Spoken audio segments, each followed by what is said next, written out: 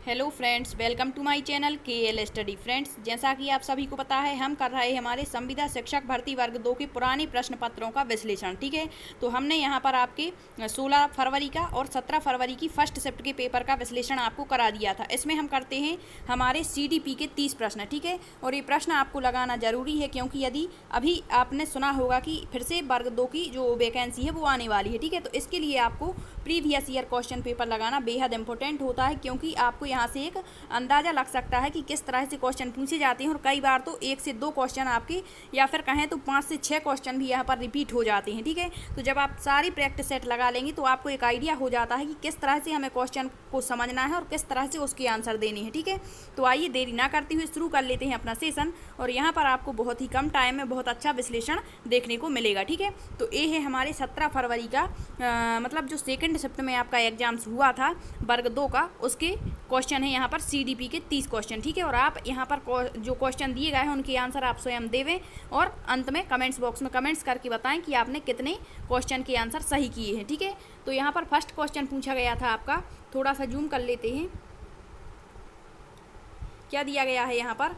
पूछा गया था कि जो मूर्तिकार होते हैं उनके पास में किस प्रकार की बुद्धि होती है। ठीक है, तो जिसने भी हार्वर्ड गार्डनर के बहुबुद्धि का सिद्धांत बहुत ही अच्छी तरीके से पढ़ा होगा उसको इसका आंसर पता होगा। जो मूर्तिकार होते हैं उनके पास होती है स्थानिक बुद्धि। अब आपको बता दें कि किस तरह से उनमें स्थानिक बुद्धि होती है। तो आपने देखा होगा कि जो मूर्तिकार कह दें, चित्रकार कह दें, ठीक है, इनके पास में स्थानीय बुद्धि होती है। जैसे कोई मूर्तिकार है और वो मूर्ति बनाता है तो सिर के स्थान पर सिर बनाएगा और पैर के स्थान पर पैर बनाता है। ऐसा कभी नहीं होगा कि सिर के स्थान पर पैर बना दे और पैर के स्थान पर सिर, ऐसा कभी भी नहीं होता। आपने कार्टून देखे होंगे, कार्टून किसी भी तरीके का हो, किसी भी प्रकार का हो, लेकिन उसके सिर के स्थान पर सिर होगा और पैर के स्थान पर पैर होते हैं। अर्थात जो मूर्तिकार होते हैं, जो चित्रकार होते हैं, वो अपने स्थान का विशेष ध्यान रखते हैं। ठीक है, तो जो मूर्तिकार होते हैं उनके पास में स्थानिक बुद्धि पाई जाती है। अब यहाँ पर हम चारों ऑप्शन एक बार देख लेते हैं। जैसे कह दें कि प्रकृतिवादी बुद्धि किसके पास होती है, तो प्रकृतिवादी बुद्धि जो होती है वो कृषक के पास में होती है। कृषक मतलब किसान के पास में होती है। इसके अलावा जो वनस्पति वैज्ञानिक होते हैं उनके पास में प्रकृतिवादी बुद्धि होती है। जीव वैज्ञानी के पास में प्रकृतिवादी बुद्धि होती है। ठीक है, फिर एक होती है इंट्रापर्सनल और एक होती है इंटरपर्सनल। तो इंटरपर्सनल दिया है मतलब दूसरे व्यक्तियों के मनोभावों को, विचारों को, जिज्ञासाओं को समझ पाना कहलाता है इंटरपर्सनल इंटेलिजेंसी। ठीक है, और यदि कह दें कि जो इंट्रापर्सनल होता है तो स्वयं के विचारों को, स्वयं की भावनाओं को समझ पाना इंट्रापर्सनल कहलाती है। ठीक है, फिर दिया है शारीरिक गतिक बुद्धि। तो जो शारीरिक मतलब बॉडी लैंग्वेज जो होती है, शारीरिक गतिक बुद्धि ये किसके पास में होती है, तो ये होती है हमारी नर्तकी के पास में। ठीक है, नर्तकी, नर्तक कह दें, ठीक है, इनके पास में होती है शारीरिक गतिक बुद्धि, जिनका अपने शरीर पर जो क्या होता है, शरीर पर अपना कंट्रोल होता है, वो कहलाती है शारीरिक गतिक बुद्धि। ठीक है, तो आई होप आपको ये क्वेश्चन समझ में आ गया होगा। ठीक है, तो यहाँ पूछा था मूर्तिकारों में किस प्रकार की बुद्धि होगी, तो मूर्तिकारों में स्थानिक बुद्धि होती है। और जो हार्वर्ड गार्डनर है इन्होंने अपना सिद्धांत सन 1884 में दिया हुआ था और प्रारंभ में इन्होंने 8 प्रकार की बुद्धियाँ बताई थी। फिर इसके बाद इन्होंने 1908 में 9 प्रकार की बुद्धि बता दी थी। ठीक है, फिर इसके बाद में 2000 में इन्होंने अस्तित्ववादी। तो इस प्रकार से टोटल मिला करके इन्होंने 10 प्रकार की बुद्धियों की चर्चा की है। तो एक बार इनके सिद्धांत को अच्छे से पढ़ लें। ठीक है, हर बार इससे क्वेश्चन पूछा जाता है। नेक्स्ट देख लेते हैं क्वेश्चन क्या पूछा गया था। नेक्स्ट क्वेश्चन दिया गया है कि वह विधि जिसमें किसी व्यक्ति को उसकी वृद्धि के दौरान एक परिवर्तनशील अवधि के लिए समान व्यक्ति का प्रेक्षण और मापन करते हुए अध्ययन किया जाता है। मतलब वह कौन सी विधि है इनमें से कि किसी व्यक्ति को उसकी वृद्धि के दौरान, मतलब व्यक्ति की वृद्धि चल रही है, मतलब वृद्धि हो रही है, और एक परिवर्तनशील अवधि के लिए समान व्यक्ति का प्रेक्षण, मतलब किसी व्यक्ति, एक विशेष व्यक्ति की वृद्धि हो रही है और एक दूसरा व्यक्ति है, उसके परिवर्तनशील अवधि के समान व्यक्ति का प्रेक्षण और मापन करते समय किस प्रकार की, मतलब किस तरह से अध्ययन किया जाएगा। तो इसका करेक्ट आंसर होगा आपका ऑप्शन सेकंड, अनुदैर्ध्य वृद्धि। ठीक है, तो अनुदैर्ध्य जो वृद्धि होती है, लॉन्गिट्यूडनल जो ग्रोथ होती है, इसका करेक्ट आंसर ए हो जाएगा। ठीक है, फिर नेक्स्ट क्वेश्चन दिया गया है यहाँ पर, विद्यालय के प्रदर्शन में सफलता सबसे महत्वपूर्ण है। मतलब विद्यालय का जो परफॉर्मेंस होता है उसमें जो सफलता है वो बहुत ही महत्वपूर्ण होती है, क्योंकि इससे बच्चे को किस में मदद मिलती है। क्या अन्य छात्रों के समक्ष अपने ज्ञान का प्रदर्शन करना, फिर दिया है परीक्षा पास करना, बिल्कुल गलत। पुरस्कार जीतना, ये भी गलत। अन्य छात्रों के समक्ष क्यों, पूरे विद्यालय के, पूरे समाज के समक्ष प्रदर्शन होता तो बात अलग थी। यहाँ पर दिया है अन्य छात्रों के समक्ष, तो यहाँ पर एक पक्ष पर जोर दिया जा रहा है, इस कारण ये गलत हो जाएगा। यहाँ दिया है अधिगम के संबंध में अधिक आत्मविश्वास महसूस करना, बिल्कुल। विद्यालय के प्रदर्शन में सफलता तभी मानी जाएगी जब बच्चा स्वयं पर क्या रखेगा, आत्मविश्वास महसूस करेगा, ठीक है। करेक्ट आंसर आपका ऑप्शन 4 हो जाएगा, ठीक है। नेक्स्ट क्वेश्चन दिया है प्रारंभिक अवस्था में जो शिशु होते हैं वो अत्यधिक कैसे होते हैं, ठीक है। तो जो प्रारंभिक अवस्था होती है उसमें जो अर्ली स्टेज होती है बालक की, उसमें जो बालक होते हैं वो कैसे होते हैं, स्व केंद्रित होते हैं, ठीक है, ईगो सेंट्रिज्म होते हैं। और ये किसने कहा है, तो ये कहते हैं हमारे फ्रायड, सिगमंड फ्रायड, ठीक है। तो इसका करेक्ट आंसर ऑप्शन 3 हो जाएगा, ठीक है। नेक्स्ट क्वेश्चन दिया गया है, यहाँ पर दिया है कि पारंपरिक रूप से मास्लो जो है सिद्धांत में कितने प्रकार की आवश्यकताओं का वर्णन किया है। तो आपने पढ़ा होगा आवश्यकता पदानुक्रम का सिद्धांत मैस्लो का, ठीक है। सन 1854 में इन्होंने अपना सिद्धांत दिया हुआ था। तो इन्होंने कितनी आवश्यकताएं बताई थी, मनुष्य की 5 आवश्यकताएं बताई हुई थी, ठीक है। तो आप एक बार देख लें इन्होंने कौन कौन सी आवश्यकताएं बताई। सबसे पहले शारीरिक आवश्यकता, ठीक है, फिर सुरक्षा की आवश्यकता, फिर सम्मान की आवश्यकता। इस तरह से इन्होंने 5 आवश्यकताएं, सबसे जो उच्च लेवल की आवश्यकता होती है वो कौन सी होती है, आत्मसिद्धि की आवश्यकता, ठीक है। तो ये इनकी आवश्यकता का सिद्धांत एक बार देख लें, ठीक है। नेक्स्ट क्वेश्चन क्या पूछा गया था, एक बहिर्मुखी बच्चा कैसा होगा, मतलब जो बहिर्मुखी बच्चा होता है वो किस प्रकार का होता है। तो यहाँ पर दिया है कि आपके आंतरिक मस्तिष्क से चिंतन को प्रवृत्त करे, बल्कि सिर्फ परीक्षण, जहाँ पर भी सिर्फ केवल मात्र आपको दिख जाए वो बिल्कुल गलत होता है। अधिक चिंतन और बातचीत कम करे, ये भी गलत हो जाएगा। चिंतन अधिक बातचीत कम, तो बहिर्मुखी कैसे होगा, फिर तो वो बातचीत कम कर रहा है मतलब अंतर्मुखी हो जाएगा। यहाँ दिया है मस्तिष्क से चिंतन, जब चिंतन करेगा तो अंतर्मुखी होगा, ये भी गलत। यहाँ दिया है तीव्र वातावरण में रहना पसंद करे, तो इसका करेक्ट आंसर ऑप्शन 4 हो जाएगा, ठीक है। नेक्स्ट क्वेश्चन दिया गया है व्यक्तित्व जो है पर्सनालिटी शब्द निम्न में से लिया गया है, मतलब इस तरह के जो क्वेश्चन बनते हैं आपसे, जैसे कह देंगे कि जो व्यक्तित्व पर्सनालिटी शब्द है वो किस भाषा से लिया गया है। इसी तरह से जैसे कह दिया अभिप्रेरणा शब्द किस भाषा से लिया गया है, जैसे कहते हैं साइकोलॉजी शब्द किस भाषा से। तो ये शब्द याद रखें, ठीक है। यहाँ पूछा गया है जो आपका व्यक्तित्व होता है, जो पर्सनालिटी होती है, यह किस भाषा का शब्द है, तो यह है लैटिन भाषा का। और लैटिन भाषा के किस शब्द से बना है, तो जो परसोना शब्द होता है उससे बना हुआ है। परसोना का अर्थ क्या होता है, नकली चेहरा या मुखौटा होता है, ठीक है। नेक्स्ट क्वेश्चन क्या पूछा गया था, यहाँ पर दिया गया है कि व्यक्तित्व आधारित अनुमानी परीक्षणों में यहाँ पर है व्यक्तित्व आधारित अनुमानी परीक्षणों से मूल्यांकन के परिणाम डैश हैं, मतलब किस प्रकार के हैं। तो व्यक्तित्व आधारित मतलब किसी व्यक्ति विशेष को ध्यान में रखकर यदि हम अनुमानी परीक्षणों से मतलब एक अनुमान लगा करके मूल्यांकन करते हैं तो वो हमेशा ही विवादास्पद होते, क्योंकि सारे अनुमान सही नहीं हो सकते। मूल्यांकन वैध कब होगा, जब उसमें वैधता होगी, मूल्यांकन में जब वस्तुनिष्ठता होगी, ठीक है, तब मूल्यांकन का जो परिणाम होता है वो अच्छा निकलता है। यहाँ पर दिया गया है अनुमानी परीक्षण, तो सभी अनुमान सही तो नहीं हो सकते, कुछ अनुमान गलत भी हो सकते हैं। इस कारण से जो परिणाम निकलता है वो विवाद का विषय बन जाता है। इस कारण इसका जो करेक्ट आंसर होगा आपका ऑप्शन 2 हो जाएगा, विवादास्पद, ठीक है। नेक्स्ट क्वेश्चन दिया गया है बच्चों को चोट लगने के बारे में लगभग प्रतिदिन चिंता होती है, मतलब बच्चों को ऐसा लगता है कि कहीं हमें चोट ना लग जाए, इसकी उनको प्रतिदिन क्या होती है, चिंता होती है। यह क्या है, तो स्वलीनता नहीं, आपने पढ़ा होगा ऑटिज्म जो होता है स्वलीनता होता है, इसमें बच्चे नजरें नहीं मिला पाते दूसरे व्यक्तियों से, ठीक है, तो ये तो नहीं होगा। फिर यहाँ पर दिया है ध्यानाभाव अति सक्रियता विकार, ये भी नहीं होगा। अति सक्रियता जिसे हम ADHD कहते हैं, क्या कहते हैं, ADHD, ये आपने पढ़ा होगा। तो ADHD क्या कहलाता है, मतलब सुसाइड की प्रवृत्ति आ जाती है इसमें, बच्चा इस तरह से अति चंचलता जिसे कहते हैं, तो ये भी नहीं होगा। फिर दिया है अधिगम अक्षमता, ये तो नहीं होता अधिगम अक्षमता। अधिगम अक्षमताएं तो हमने पढ़ी हुई हैं कौन कौन सी होती हैं, ठीक है। ये होगा आपका चिंता विकार, क्या एंग्जाइटी डिसऑर्डर होता है, बच्चों को चिंता रहती है चोट लगने के बारे में हमेशा, ठीक है। तो इसका करेक्ट आंसर आपका ऑप्शन 3 हो जाएगा। यहाँ पर आपको 4 ऑप्शन देख करके जो ऑप्शन आपको गलत लगता है उसको काटते हुए जाना है, तभी आप सही आंसर पर पहुँच पाएंगे, ठीक है।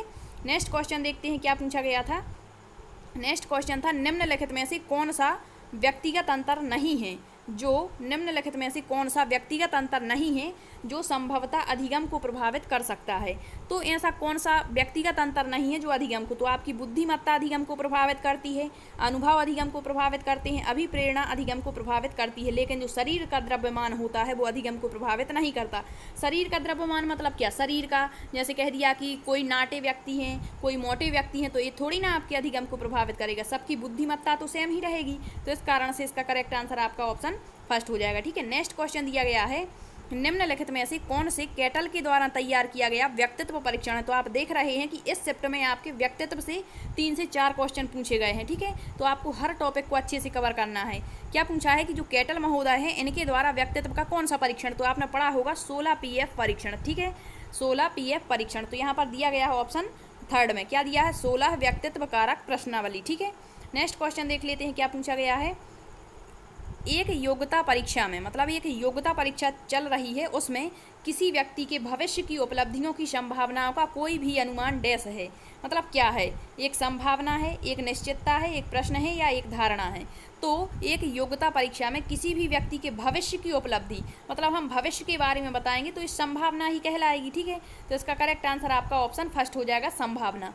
नेक्स्ट क्वेश्चन दिया गया है आपका, उदाहरणों से सामान्यीकरण की ओर बढ़ना क्या कहलाता है। तो आपने पढ़े होगी आगमन और निगमन विधि। ठीक है, तो आगमन विधि में क्या होता है, आगमन विधि में हम जाते हैं उदाहरण से कहाँ पर, नियम की ओर। ठीक है, और जबकि निगमन विधि में कहाँ जाते हैं, निगमन विधि में नियम से उदाहरण। तो यहाँ पूछा है उदाहरण से नियम की ओर, नियम को ही सामान्यीकरण कहते हैं। ठीक है, तो इसका करेक्ट आंसर आपका ऑप्शन सेकेंड हो जाएगा, इंडक्टिव मेथड, मतलब आगमनात्मकता। ठीक, नेक्स्ट क्वेश्चन क्या है, बांडुरा पारस्परिक नियतवाद में विश्वास करते थे, इसका अर्थ है, तो आपने बांडुरा का सिद्धांत पढ़ा होगा। ठीक है, इन्होंने सामाजिक सिद्धांत करके दिया हुआ था। तो इन्होंने क्या बताया, समाज के बारे में बताया था। समाज मतलब परिवेश, और आप यहाँ पर देख लें क्या दिया है, विश्वास करते हैं, इसका अर्थ क्या है, पारस्परिक नियतवाद पर। ठीक है, एक दूसरे से अंतःक्रिया पर विश्वास करते हैं, इसका अर्थ क्या है, तो दिया है परिवेश और किसी का व्यवहार एक दूसरे के कारण बनता है। बिल्कुल, किसी का परिवेश किसी के व्यवहार के कारण बनता है, तो किसी के व्यवहार नहीं हो सकता, किसी के व्यवहार से किसी का परिवेश, बिल्कुल गलत, किसी का व्यवहार किसी के परिवेश से स्वतंत्र नहीं। इसका करेक्ट आंसर आपका ऑप्शन फर्स्ट हो जाएगा कि जो परिवेश होता है और किसी का व्यवहार एक दूसरे के कारण, जब एक दूसरे से अंतःक्रिया करेंगे तभी उनका व्यवहार मतलब क्या होगा, सोशल डेवलपमेंट को मतलब लागू होगा, उस पर उनकी पारस्परिक नियतवाद पर लागू होगा। ठीक है, तो इसका करेक्ट आंसर आपका ऑप्शन फर्स्ट हो जाएगा। ठीक, नेक्स्ट क्वेश्चन क्या दिया गया है, स्मृति को निम्न विधि से मापा जाता है। जो स्मृति होती है आपने पढ़ा होगा, जो आपकी मेमोरी होती है, इसको किस विधि के माध्यम से मापा जाता है, तो इसका करेक्ट आंसर आपका पुनरुत्पादन हो जाएगा। ठीक है, रिकॉल करते हैं इसमें। ठीक है, रिप्रोडक्शन जिसे कहते हैं, तो इसका करेक्ट आंसर आपका ऑप्शन फर्स्ट हो जाएगा। ठीक, नेक्स्ट क्वेश्चन क्या है, नेक्स्ट क्वेश्चन दिया गया है कि जो नकारात्मक दृष्टिकोण होते हैं, जो नेगेटिव आपके एटीट्यूड्स होते हैं, इनका वर्णन करने के लिए किस पद का उपयोग किया जाता है, जिसे लोग उनके लिंग के आधार पर किसी व्यक्ति के लिए करते हैं। ठीक है, तो ये कहलाता है लिंग भेद। ठीक है, जब नकारात्मक दृष्टिकोण एक दूसरे के मतलब एक दूसरे के लिए करते हैं तो वो लिंग के आधार पर क्या कहलाता है, तो वो लिंग भेद कहलाता है। ठीक है, नेक्स्ट क्वेश्चन क्या दिया गया है यहाँ पर कि वह शब्द क्या है जिसका उपयोग पियाजे ने शरीर के उन हिस्सों के साथ की गई नकल का वर्णन करने के लिए किया है जिन्हें कोई देख नहीं सकता। ठीक है, तो इस तरह का क्वेश्चन आपने आज तक नहीं पढ़ा होगा पियाजे के बारे में, ये हम 100% श्योर कह सकते हैं। ठीक है, क्योंकि इस तरह का क्वेश्चन आज तक हमने पढ़ा नहीं है और एक क्वेश्चन पूछ लिया गया। क्या पूछा है कि वह शब्द क्या है जिसका उपयोग पियाजे ने शरीर के उन हिस्सों के साथ की गई नकल का वर्णन करने के लिए किया है जिन्हें कोई देख नहीं सकता, और देख नहीं सकता मतलब अदृश्य होगा वो। ठीक है, तो इसका करेक्ट आंसर आपका अदृश्य नकल हो जाएगा। ठीक है, नेक्स्ट क्वेश्चन है, आपने जहाँ भी जीन पियाजे वाला टॉपिक मतलब लिखा होगा या नोट्स बनाए होंगे तो वहाँ पर जो आपको नया क्वेश्चन मिलता है वहाँ पर आप उसको इंक्लूड ज़रूर करें, क्योंकि इससे आपकी बहुत बेहतर नोट्स भी तैयार होंगे और आपकी तैयारी भी बेहतर होगी। ठीक है, नेक्स्ट क्वेश्चन दिया गया है, किसी की आनुवंशिकता, किसी की आनुवंशिकता डैश के समय पर निर्धारित की जाती है, किसके समय पर, तो जो बच्चे की आनुवंशिकता है वो उसके गर्भधारण के समय से ही निर्धारित की जाती है। ठीक है, तो इसका करेक्ट आंसर आपका ऑप्शन सेकंड हो जाएगा। ऐसा तो नहीं होगा कि गर्भधारण के समय आनुवंशिकता के लक्षण नहीं दिखे, डायरेक्ट परिपक्व अवस्था में आ गया तब उसकी आनुवंशिकता दिखने लगी। ठीक है, तो ये तो गलत होगा। तो आनुवंशिकता के जो लक्षण हैं वो गर्भधारण से ही निर्धारित किए जाते हैं। ठीक है, नेक्स्ट क्वेश्चन है, परामर्श में डैश शामिल होता है। तो परामर्श में क्या होता है शामिल, तो यहाँ दिया है केवल, जहाँ भी केवल दिख जाए वो बिल्कुल ही गलत है। यहाँ दिया जरूरत वाले बच्चों के साथ मुद्दों की पहचान, मुद्दा बिल्कुल गलत है। इसका करेक्ट आंसर आपका ऑप्शन फर्स्ट हो जाएगा। जो परामर्श होता है उसमें परामर्शदाता मतलब परामर्श देने वाला और परामर्श लेने वाला, ठीक है, इन दोनों के बीच में विचारों का आदान प्रदान होता है। ठीक, नेक्स्ट क्वेश्चन क्या पूछा गया था, लोकोमोटर जो दिव्यांगता वाले व्यक्तियों का व्यावसायिक प्रशिक्षण डैश डोमेन से संबंधित है। तो लोकोमोटर का संबंध होता है साइकोमोटर से। ठीक है, तो इसका करेक्ट आंसर आपका ऑप्शन 4 हो जाएगा।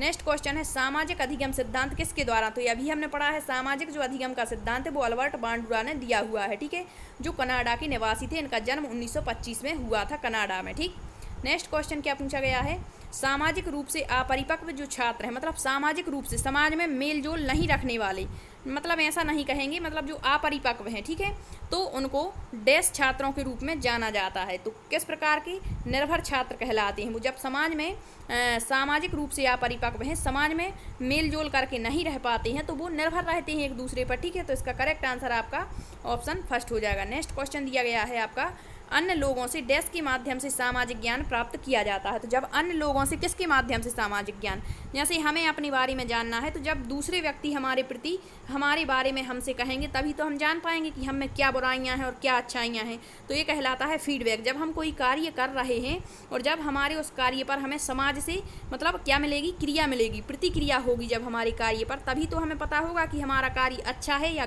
बुरा है। ठीक है, तो इसका करेक्ट आंसर आपका हो जाएगा ऑप्शन फर्स्ट, प्रतिक्रिया, जैसे फीडबैक कहते हैं। ठीक, नेक्स्ट क्वेश्चन दिया गया है आपका, गार्डनर के अनुसार आध्यात्मिक बौद्धिकता है वो क्या है। तो जो हार्वर्ड गार्डनर है, इन्होंने पूछा है कि जो आध्यात्मिक बौद्धिकता है वो क्या है। तो किसी की प्रारंभिक धारणाओं में परिवर्तन करने की क्षमता, फिर दिया है जीवन के उद्देश्य के संबंध में जटिल समस्याओं पर विचार करने की क्षमता, फिर दिया है प्राकृतिक दुनिया में विभेद करने की क्षमता, या फिर अपनी स्वयं की शक्तियाँ। तो यहाँ स्वयं की बात कर रहा है, मतलब ये तो होती है आपकी इंट्रापर्सनल इंटेलिजेंसी। प्राकृतिक दुनिया की बात कर रहा है तो ये आपकी प्राकृतिक बुद्धि होती है। यहाँ दिया है किसी की प्रारंभिक धारणाएं, तो ये में परिवर्तन करने की क्षमता, ये नहीं होगा। इसका करेक्ट आंसर आपका ऑप्शन सेकंड होगा कि जो आध्यात्मिक बौद्धिकता होते मतलब गूढ़ रहस्यों को जान लेना, जैसे साधु संत हैं तो वो छिपे रहस्यों को भी जान लेते हैं। ठीक है, आत्मा परमात्मा के बारे में जान लेते हैं, जैसे साधु हो गए, संत हो गए, तो इनमें आध्यात्मिक बुद्धि पाई जाती है। ठीक है, तो यहाँ पर यही कहा गया है कि जीवन के उद्देश्य के संबंध में जटिल समस्याओं पर विचार करना। इसे अपनी भाषा में कहें तो जीवन के उद्देश्य, जैसे हम अपनी जीवन की रेखा दिखवा लेते हैं साधु संतों से। ठीक है, क्योंकि उनके पास में आध्यात्मिक बौद्धिकता होती है। तो इसका करेक्ट आंसर आपका ऑप्शन सेकंड हो जाएगा। नेक्स्ट क्वेश्चन क्या पूछा गया है, रचनात्मक मूल्यांकन है, मतलब आपका जो फॉर्मेटिव असाइनमेंट होता है वो क्या है। तो इससे हर बार क्वेश्चन बनता है आपका योगात्मक और रचनात्मक मूल्यांकन से। ठीक है, तो क्या पूछा गया है कि रचनात्मक मूल्यांकन क्या है, एक प्रक्रिया जिसमें आदर्श धारण वैल्यू जजमेंट शामिल नहीं है। तो ये तो बिल्कुल गलत है। फिर दिया है मानदंड के साथ तुलना करके छात्र अधिगम के मूल्यांकन द्वारा क्रियान्वित किया जाता है। बिल्कुल, जो रचनात्मक मूल्यांकन होता है उसमें एक मानदंड के अनुसार तुलना करते हैं छात्रों की और उसके मूल्यांकन को क्रियान्वित किया जाता है, मतलब सतत तरीके से लागू रहता है। तो ये तो सही है। फिर दिया उच्च कोटि मूल्यांकन के माध्यम से शिक्षार्थी जो होता है लर्नर योग्यता निर्धारित करने के लिए, बिल्कुल ये भी सही है। फिर यहाँ पर दिया गया है कि शिक्षा के लिए क्या दिया है, शिक्षा के लिए अल्पतर लाभप्रद है क्योंकि यह शिक्षा के गुण और दोष जानने में मदद नहीं करता। तो ये तो गलत दिया गया है। ठीक है, तो हमें बताना है कि जो रचनात्मक मूल्यांकन है वो है क्या। तो इसका करेक्ट आंसर आपका ऑप्शन फर्स्ट हो जाएगा कि एक प्रक्रिया जिसमें आदर्श धारणा वैल्यू जजमेंट शामिल नहीं होता है। यदि कहता कि होता है तो गलत हो जाता। ठीक है, तो यही बताना था हमें। ठीक है, नेक्स्ट क्वेश्चन दिया गया है यहाँ पर, एक प्रगतिशील शिक्षा में शिक्षक की भूमिका क्या होती है। तो एक तो यदि यहाँ पर पूछा गया है आपका प्रोग्रेसिव एजुकेशन। ठीक है, यदि यहीं पर सामाजिक शिक्षा की बात कर लेता तो वहाँ पर आपका फैसिलेटर हो जाता, पर यहाँ पर दिया है प्रगतिशील शिक्षा में शिक्षक की भूमिका क्या होती है। तो इसका करेक्ट आंसर गाइड की होती है, मतलब मार्गदर्शक की होती है। ठीक है, कार्य बच्चे करते हैं और शिक्षक जो होता है बच्चों का मार्गदर्शन करता है। ठीक है, और जो प्रगतिशील शिक्षा है इसकी अवधारणा किसने दी थी, जॉन डीवी ने, जिन्होंने प्रगतिशील शिक्षा के बारे में लेबोरेटरी विद्यालय भी खोले हुए थे। ठीक, नेक्स्ट क्वेश्चन है आपका, शोध के अनुसार सहकर्मी मूल्यांकन मूल्यवान है क्यों है मूल्यवान। यह छात्रों के बीच प्रतिस्पर्धा बिल्कुल गलत है। छात्र की रैंक जानना गलत है। मूल्यांकन के लिए शिक्षकों के कार्य बोझ को कम करना गलत है। इसका करेक्ट आंसर आपका ऑप्शन सेकंड हो जाएगा। यहाँ पर आपको बेस्ट ऑप्शन देखना है, ठीक है। छात्र अपने काम पर एक दूसरे से प्रतिक्रिया प्राप्त कर सकते हैं, वही सहकर्मी मूल्यांकन कहलाता है, ठीक। नेक्स्ट क्वेश्चन है फेबियानो पेलहम मानोस गैनी एट एल 2004 के अनुसार कक्षा में आक्रामकता, गुणधर्मों का विनाश और गैर अनुपालन सहित विघटनकारी व्यवहार को कम करने का एक प्रभावी साधन क्या है। तो इस तरह के क्वेश्चन जो होते हैं यहीं पर हमारे नंबर कम हो जाते हैं, ठीक है। ये कहलाता है सकारात्मक सुदृढ़ीकरण से टाइम आउट, टीओ जिसे कहते हैं, ठीक है। ये तो हमने अभी तक नहीं पढ़ा था, ये भी हमने पहली बार क्वेश्चन देखा है, ठीक है। तो इसे याद रख लें और इसके बारे में आप सर्च कर लें एक बार कि ये क्या होता है, ठीक है। नेक्स्ट क्वेश्चन दिया गया है आपका, कभी कभी बच्चे माता पिता दोनों से अलग होते हैं, ऐसा डैश के नियम के कारण होता है। क्यों? कभी कभी जो माता पिता होते हैं वो मतलब जो बच्चे होते हैं वो माता पिता से भिन्न हो जाते हैं, यह किस नियम के कारण होता है। तो इसका करेक्ट आंसर आपका विविधता, वेरिएशन के कारण होता है। आपने देखा होगा कभी कभी दो जुड़वा बच्चे भी एक जैसे नहीं होते, ये कहलाती है विविधता, ठीक है। तो ये उसकी आनुवंशिकता और पर्यावरण का ही प्रभाव देखने को मिल जाता है, ठीक। नेक्स्ट है स्टेनबर्ग के, आज का लास्ट क्वेश्चन है, ठीक है। स्टेनबर्ग के बुद्धिमत्ता के सिद्धांत में निम्नलिखित में से किस चरण में समस्या का समाधान जो है वो ज्ञात करना शामिल है। तो जो समस्या का समाधान करते हैं वो क्या कहलाता है आपका, तो यहाँ पर दिया गया है प्रतिक्रिया, ठीक है। तो इसका करेक्ट आंसर आपका ऑप्शन 4 हो जाएगा। तो ये हुए आज के 30 क्वेश्चन। आपने इन 30 क्वेश्चनों में से कितने सही किए कमेंट्स बॉक्स में जरूर बताएं और यदि वीडियो पसंद आया है तो लाइक शेयर और सब्सक्राइब जरूर करना। Thank you.